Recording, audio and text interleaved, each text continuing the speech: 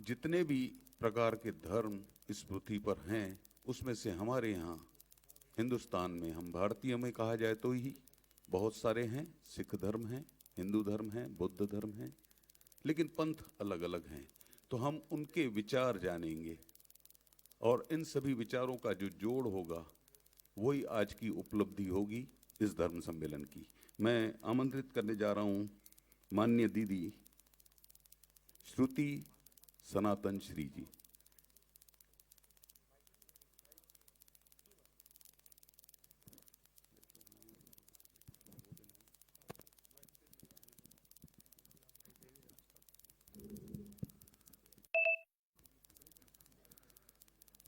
सनातन श्री का जब भी यहाँ पे आगमन होता था, विशेषकर वर्षी महोत्सव के दौरान, उनकी जो वाणी होती थी लोग स्तब्ध से हो जाते थे। ये मेरा भी बहुत सौभाग्य था कि परम पूजनीय बाबा साईं जी के संग हमारा भी सनातन आश्रम में जाना हुआ। उनके चेहरे का तेज कभी भी नहीं भूलता है। संबोधन से हमें कृतार्थ करेंगे। जय सखी बाबा। हरिओम। आज हमारा बहुत सौभाग्य है कि हम शिव शांति आश्रम में हमें संत जी के 75वें जन्मदिन को मनाने का अवसर मिला है। संत जी हमारे गुरुदेव के हृदय में रहते थे।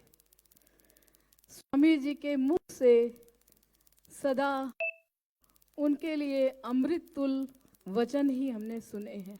और यहाँ पर भी जब गुरुदेव को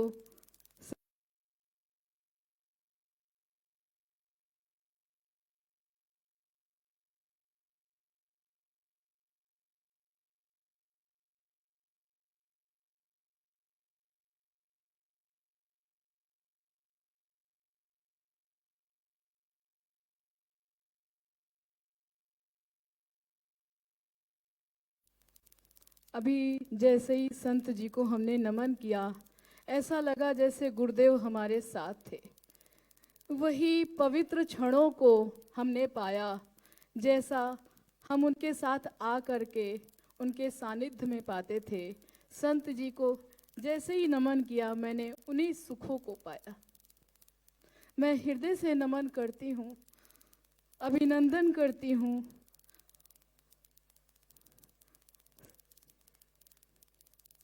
मेरे पास शब्द ही नहीं सूझ रहे मुझे। आप सभी भक्तों को भी नमन करती हूँ जो भी यहाँ पधारे हैं।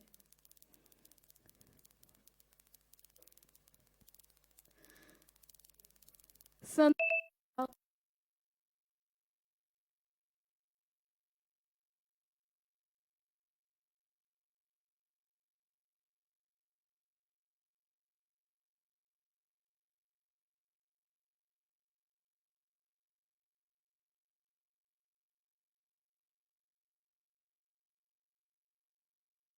हम अपने को पा सकें जो हमारा मनुष्य योनि में धरती पर अवतरण हुआ है, उसे यूं ही व्यर्थ ना गवा दे। ये मानव तन बहुत दुर्लभ है। इसे हमें यूं व्यर्थ नहीं गंवाना चाहिए। एक साधक जब समाधि में बैठता है तो उसके रूप से मंदिर की परिकल्पना की जाती है। यथा पलथी जैसा चबूतरा, धड़ के जैसा गोल कमरा, सिर के जैसा गुंबद, जटाओं के जुड़े सा कलश, आत्मा जैसी मूरत और जीव रूप पुजारी के रूप में इस मंदिर को दिखाया गया है। जीव का स्वरूप क्या है? जो विचारों को हम पोषित करते हैं, उन विचारों का ही रूप जीव का रूप कहलाता है। ये मनुष्य देह साधारण नहीं है। ऋग्वेद की एक ऋचा है, पुरोत्तमं पूर्णाम ईशानाम वार्यानाम इंद्रम सोमे सचा सुते। लोकों में भी सर्वोत्तम लोक ये शरीर है जहां वो ईश्वर स्वयं इस शरीर में विराजता है। ये जो इंद्रियां हैं, हाँ, आँख, नाक, मुंह, हाथ, पैर, 10 इंद्रियां, ये परमेश्वर के दिए हुए आभूषण हैं। इन आभूषणों की शोभा किसमें है? हम लोगों की सेवा करें, लोगों को सदराह दिखाएं। यदि हमने इन 10 इंद्रियों को निग्रह नहीं किया, इन्हें दशरथ नहीं बनाया, तो हमारे आंगन में राम का पदार्पण कैसे होगा? संत चाडू राम धरती पर उस प्रभु के रूप में आपको सदराह दिखाने के लिए आए हैं। आप सब सौभाग्यशाली हैं कि उनके सानिध्य में अपने जीवन को राह दिखा पा रहे हैं। आपसे बड़ा तो भाग्यशाली कोई नहीं हो सकता है कि ऐसे दिव्य संत का वरद हाथ आपके सर पर है। हम सब बहुत सौभाग्यशाली हैं कि संत की वो वरद छाया हम सबको प्राप्त हो रही है।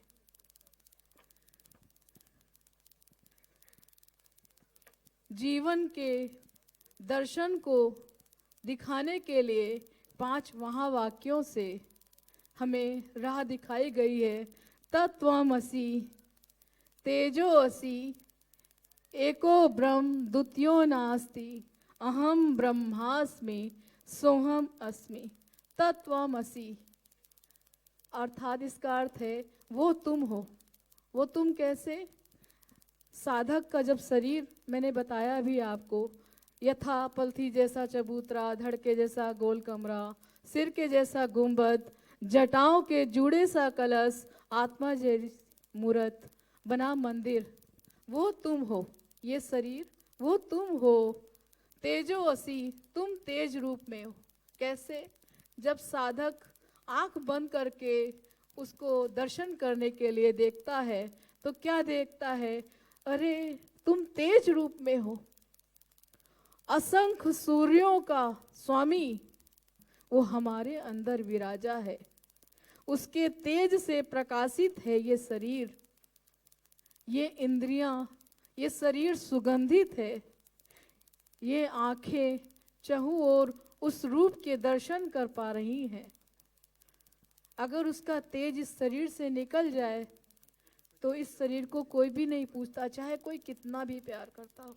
चंद क्षण भी इस शरीर को रखना नहीं चाहता। उस परमेश्वर की वजह से हमें जाना जाता है, हमें पहचाना जाता है। और उस परमेश्वर से हम दूर भाग करके अपने जीवन को व्यर्थ गवा दें। 10 इंद्रियों को 10 मुख बना के दशानन रावण की भांति चिता पर जल जाएं और भस्मी के रूप में परिवर्तित होकर छितराए रहे धरती पर।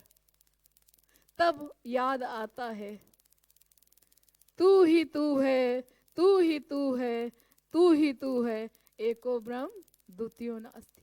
अगर हम संत के दिखाए मार्ग का अनुसरण करते हुए भौतिक कार्यों को भी करें, लेकिन जिसने ये शरीर हमें दिया है सुगंधित सा, इन इंद्रियों से कार्य करें, लेकिन उस ईश्वर को ना भूलें जिसने ये शरीर दिया है।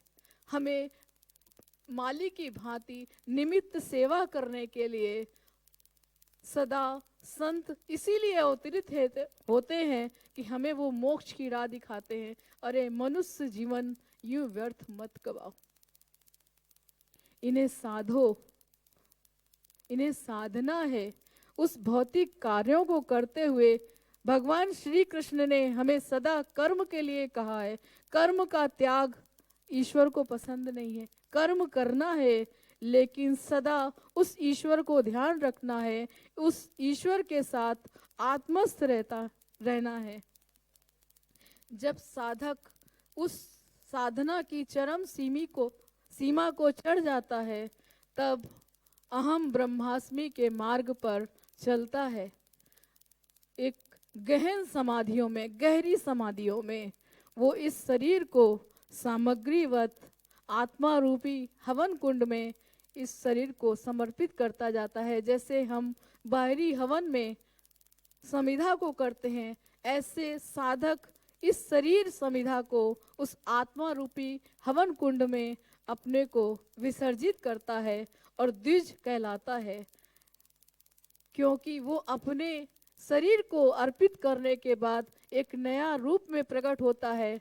उससे ये शरीर रूपी कपड़ा छीना नहीं जाता। वो विजेता की तरह सोहम का नाद करते हुए अपने मन से रूप धारण करता है, विजेता की तरह एक ब्रह्म कपाल सोहम, अर्थात अब ईश्वर और मनुष्य में कोई भेद नहीं, क्योंकि जैसे चीनी पानी में मिल करके नए यौगिक के रूप में प्रकट हो जाती है एक मिठास के रूप में, ऐसे ही साधक और ईश्वर के बीच में कोई दूरी नहीं रहती है। सोहम, ईश्वर और हम में कोई भेद नहीं। एक गीत के द्वारा इसको और हम बताना चाहेंगे। मेरे पास स्वर नहीं है, आत्मा की आवाज से मैं ये गीत प्रस्तुत करना चाहती हूँ। आप सब इसे आत्मसात करें। शुक्ल कृष्ण दो राहों में, शुक्ल कृष्ण दो राहों में, धर्म सनातन गाथा, वाहेरा भटकन भारी, भीतर आत्म योग तु पाता, भीतर आत्म योग तु पाता, जीवन धन्य धन्य हो जाता। जीव मात्र है ब्रह्म संतति, आत्म योग में है सद्गति, भक्ति समाधि तप में, जीव मात्र को मोक्ष गति, अमर पद जीव है पाता, जीवन धन्य धन्य हो जाता। वाहे विषय जो जीवते, पितृयान शमशान में आते, लक्ष्य योनि भटकाव में, प्रेत योनि नाना है पाते, आत्मरा सुख संगत पाता, जीवन धन्य धन्य हो जाता।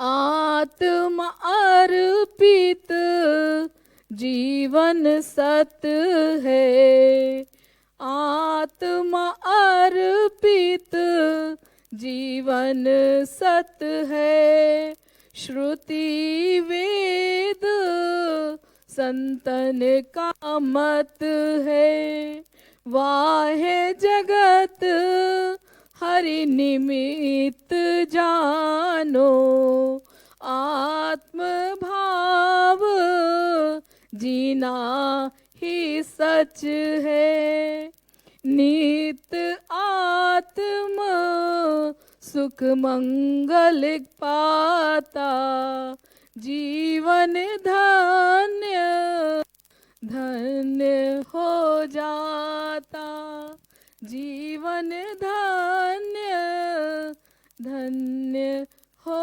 जाता। अगर हम सब आत्मा की राह चले हमें मोक्ष भी मिलता है, उस कृष्ण का साथ मिलता है और जीवन धन्य धन्य हो जाता है। हम सबका सौभाग्य है कि इतने दिव्य संत का सानिध्य आप सबको प्राप्त है। अगर जीवन के सत्य को ना जान पाए, उस राह को प्रशस्त ना कर पाए, तो हमसे बड़ा तो हतभागी कोई नहीं। हमें उस राह को जानना है, संत के विनम्र स्वभाव को अंगीकार करना है। कितने विनम्र है, कितने अकिंचन है, इतने महान संत, और हमें जरा सा ज्ञान हुआ नहीं कि दंभ के रावण बन जाते। हमें इनकी विनम्रता को धारण करना है। कितना सुख है, कुछ क्षण अगर करीब उनके चरणों को छू लीजिए तो लगता है कितना सागर गुण आया है शरीर में। हम सब सौभाग्यशाली हैं कि इतने संत का वरद हम पर आया।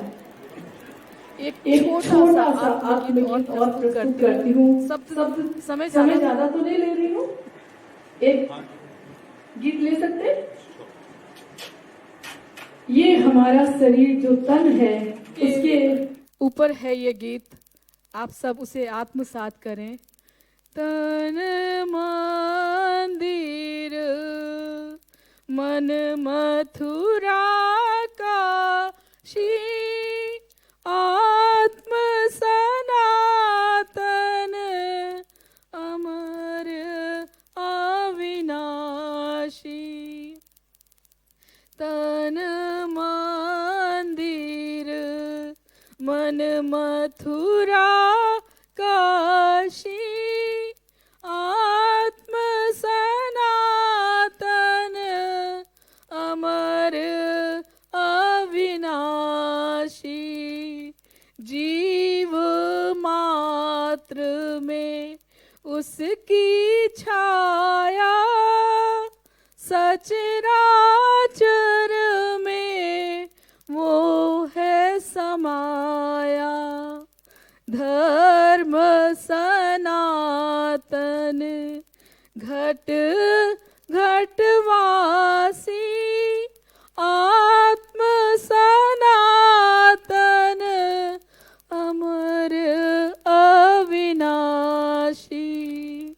जीव शबरी आत्मा श्री राम, झूठा भोग मुदित सुख धाम।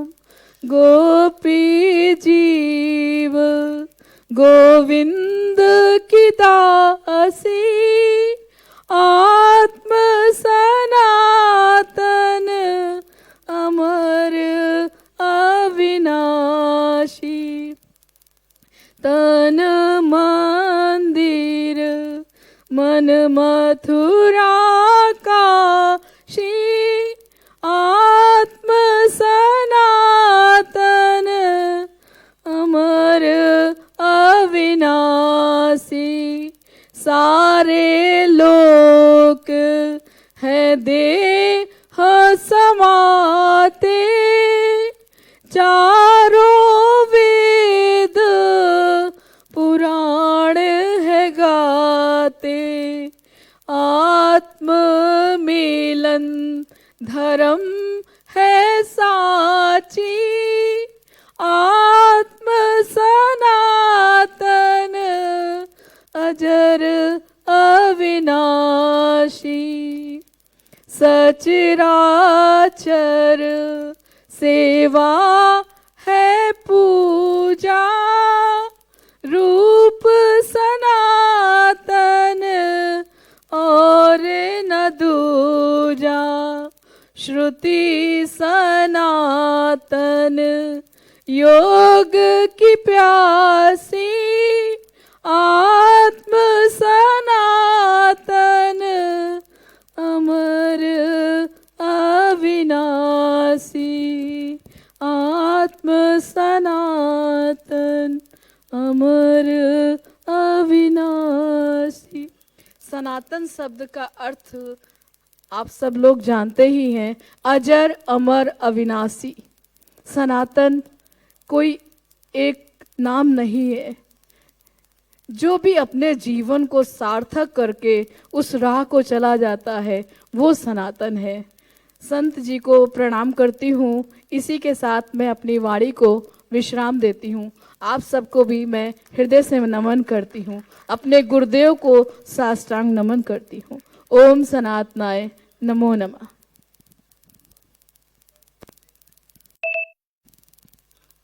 जय सखी बाबा। आज इस मंच पर